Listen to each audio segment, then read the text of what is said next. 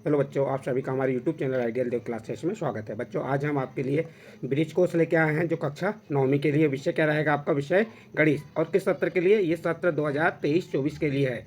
और यह पुस्तिका किसके लिए बनाई गई है? यह विद्यार्थी कार्य पुस्तिका है और ये विद्यार्थियों के लिए बनाई गई है। और इस कार्य पुस्तिका को समग्र शिक्षा अभियान, सेकेंडरी एजुकेशन, लोक शिक्षण, स्कूल शिक्षा विभाग मध्य प्रदेश द्वारा बनाया गया है। तो चलिए देखते हैं इसका कार्यपत्रक कौन सा देखेंगे। कार्यपत्रक 8। ये कार्यपत्रक 8 किसका है? पूर्णांक का कार्यपत्रक 8 है जो आपके भाग से संबंधित है। जो कार्यपत्रक 8 किससे संबंधित है? आपका भाग से। इसमें संख्याओं का भाग है। इसमें कुछ नोट दिया है, इस नोट को पढ़ लेते हैं हम पहले। क्या दिया है? समान चिन्ह वाली संख्याओं का भागफल धनात्मक होता है।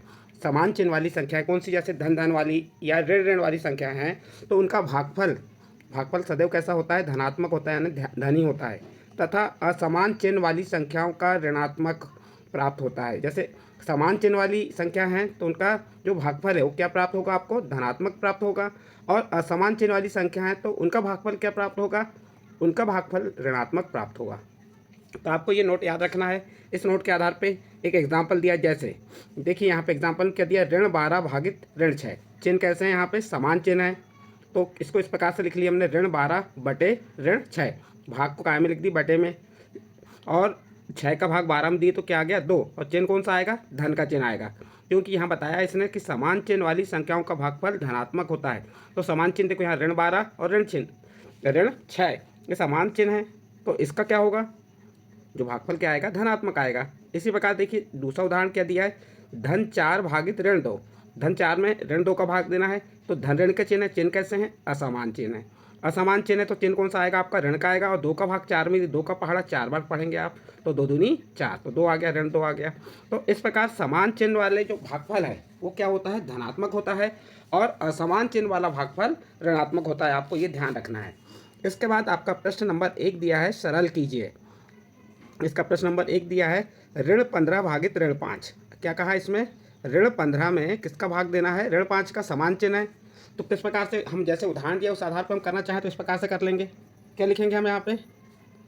ऋण 15 भागित ऋण 5। क्या लिख दिया हमने? ऋण 15 भागित ऋण 5। देखो ऋण 15 में ऋण 5 का भाग देंगे तो भागफल क्या आ जाएगा? तो ऋण का भाग ऋण में दिए तो क्या हो गया? धन हो गया। और 5 का भाग 15 में देंगे तो 5 का पहाड़ा ऐसा पढ़िए कि 15 से ना बढ़े। 5 एकम 5, 5 दूनी 10, 5 तिया 15। कितने बार गया? 3 बार। तो यहाँ पे धन 3 आएगा कि ऋण 3 आएगा? धन 3 आएगा। क्यों आएगा धन 3? क्योंकि समान चिन्ह है। समान चिन्ह में भागफल क्या होता है? धनात्मक, यानी धन में ही आता है। तो ये क्या आ गया? इसका आंसर आ गया 3। इसी प्रकार इसका सेकंड नंबर क्वेश्चन दिया हुआ है। देखिए सेकंड नंबर क्वेश्चन में क्या कहा है, देखते हैं इसे हल करके। क्या दिया है आपका? ऋण 25 भागित ऋण 5। अब ऋण 25 में भाग देना है तो हम इस प्रकार से लिख सकते हैं। क्या लिख देंगे? ऋण 25, ये क्या लिख दिया हमने? ऋण 25 लिख दिए भागित क्या आ जाएगा? ऋण 5।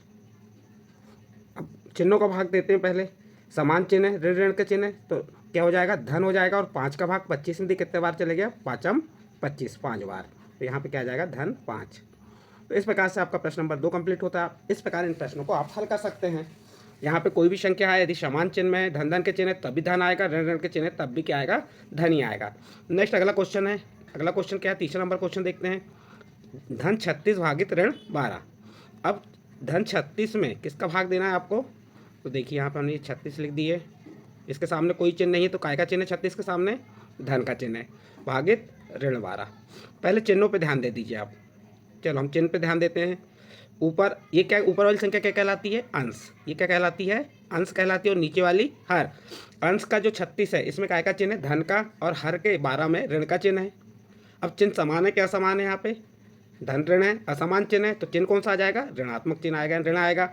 और 12 का पहाड़ा ऐसा पढ़िए कि 36 से ना बढ़े। यदि आपको 12 का पहाड़ा आता है तो 12 का पहाड़ा पढ़ लीजिए। 12 एकम 12, 12 दूनी 24, 12 तिया 36। तो कितने बार चले गए? ये 3 बार। 12 तिया 36 और ऋण 3 आएगा।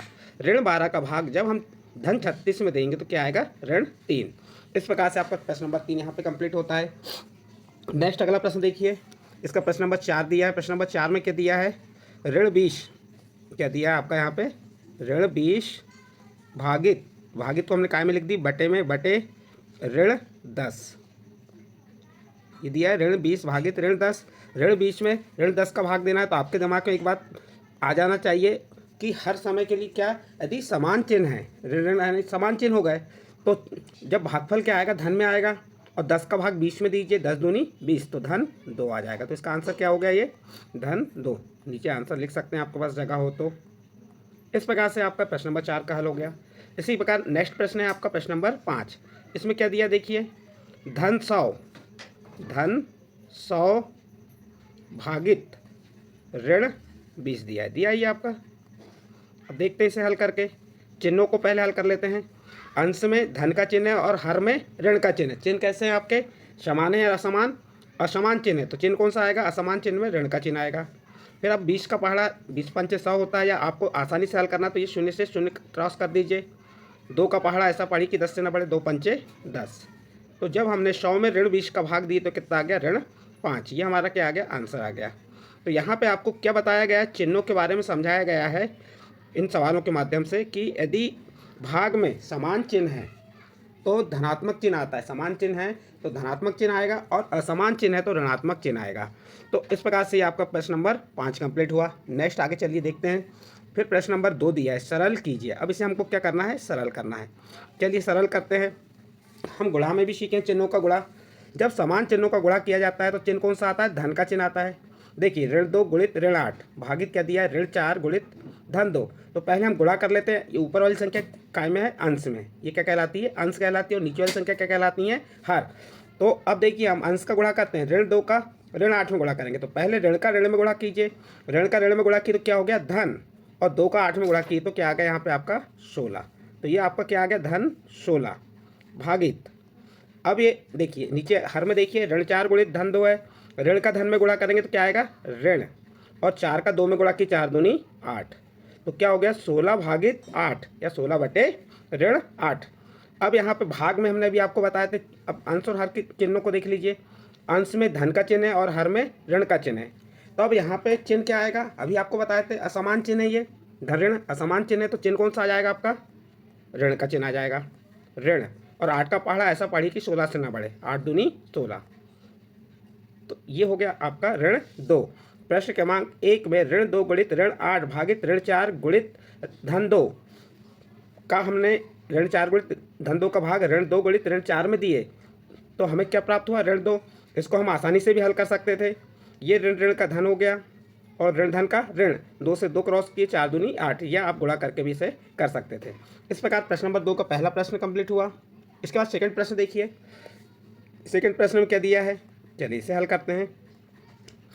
देखिए पहले हम क्या करेंगे, यहाँ पे ऋण का चिन्ह है और यहाँ पे भी ऋण का चिन्ह है, या हम इसे ऐसा क्रॉस कर सकते हैं डायरेक्ट, 5 एकम 5 पाँचम 25, कितने बार भाग चले गया 25 में, 5 बार। अब 3 एकम 3 और 3 का भाग 15 में दी, कितने बार जाएगा, 3 का भाग 15 में चल जाएगा 3 5 15, यहीं पे क्रॉस कर दी हमने ये। अब जो बचा उसे लिख देते हैं, क्या है हमारा, ऋण 5 गुणित क्या आ गया 5, ये 5 आ गया आपका यहाँ पे। तो उसके बाद नीचे क्या बचा है, 1 गुणित ऋण 1, ये बचा हुआ है। अब हम क्या कर देंगे, गुणा करेंगे, गुणा करने के बाद भाग दे देंगे। चलिए देखते हैं यहाँ पे, ऋण 5 का धन 5 में गुणा की तो ऋण का धन में गुणा की तो क्या आ गया, ऋण 5 का 5 में गुणा की 5 25, जो कि 25। अब धन 1 का ऋण 1 में गुणा करेंगे तो 1 धन का ऋण में गुणा की तो क्या हो गया, ऋण, और 1 का 1 में गुणा की तो 1। और देखो भाग में समान चिन्ह है तो धन का चिन्ह हो जाएगा, और 1 का भाग 25 में देंगे तो क्या आ जाएगा, हमारा 25 आ जाएगा। इस प्रकार से आप इसको सॉल्व कर सकते हैं। तो प्रश्न नंबर 2 का हल क्या हो जाएगा, 25। ये आपका क्या आ गया, आंसर आ गया। आपको समझ आया होगा। यहाँ पे आपको चिन्हों का विशेष नॉलेज दिया जा रहा है, या इन प्रश्नों के माध्यम से आपको चिन्हों को कैसे हल करना है वह बताया जा रहा है। गुणा भाग तो आप कर लेंगे, लेकिन चिन्हों में बच्चे अधिक गलतियाँ करते हैं। चलिए नेक्स्ट प्रश्न देखते हैं, प्रश्न नंबर 3। अब प्रश्न नंबर 3 को ध्यान से समझिए। देखिए यहाँ पे कितने, ऋण 4 गुणित ऋण 6 गुणित ऋण 10 दिया हुआ है। तो पहले हम इन संख्याओं को छोटी कर लेते हैं, जो क्रॉस होती है उन्हें क्रॉस कर लेते हैं। देखो 4 एकम 4, 4 दूनी 8, 6 एकम 6 6 दूनी 12, 2 एकम 2, 2 पंचे 10, कितने बार चले गए 5 बार। अब कुछ नहीं कटेगा। अब जो बचा उसे लिख लेते हैं हम। क्या क्या बचा यहाँ पे, ऋण 1 गुणित, फिर बचा ऋण 1, फिर क्या है गुणित, आपका क्या आ जाएगा, यहाँ पे गुणा का चिन्ह आ गया। फिर कोष्टक में क्या बचा, ऋण 5, क्या आ गया यहाँ पे, ऋण 5, कोष्टक बंद। अब नीचे हर में देखिए, हर में क्या बचा, ऋण 12 की जगह क्या आ गया, ऋण 1। ऋण 1 काय में लिख दोगे, कोष्टक में लिख दोगे, ये ऋण 1 आ गया, ये ऋण 1 लिख दिए। फिर गुणित 2, चलो हल कर लेते हैं। ऋण 1 का ऋण 1 में गुणा की तो क्या हो गया, ये आपका धन 1 हो गया। फिर गुणित क्या बचा आपका, ऋण 5। हम एक एक हल धीरे धीरे हल करके बता रहे हैं यहाँ पे आपको, यानी छोटा करते हुए। आप डायरेक्ट भी कर सकते हो इसे, हम डायरेक्ट कैसे करना बाद में बताएंगे। ऋण 1 का धन 2 में गुणा की तो क्या आ गया, ऋण 2। फिर चलिए बराबर, धन 1 का ऋण 5 में गुणा की तो ऋण 5 भागित ऋण 2। अब यहाँ पे समान चिन्ह भाग में तो धन का चिन्ह हो जाएगा, तो क्या आ जाएगा आपका, ऋण का भाग ऋण में दी धन 5/2। ये 5/2 क्या आ गया, आपका आंसर आ गया। ये क्या हो गया आपका 5/2, इसका आंसर आ गया। आप इसे डायरेक्ट भी कर सकते थे।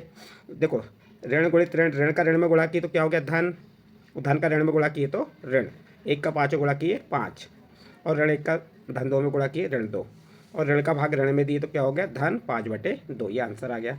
इस प्रकार से बच्चों आपका जो कार्यपत्रक 8 पूर्णांक का था यहाँ पे समाप्त होता है, और ये आपके पूर्णांक का अंतिम कार्यपत्रक था।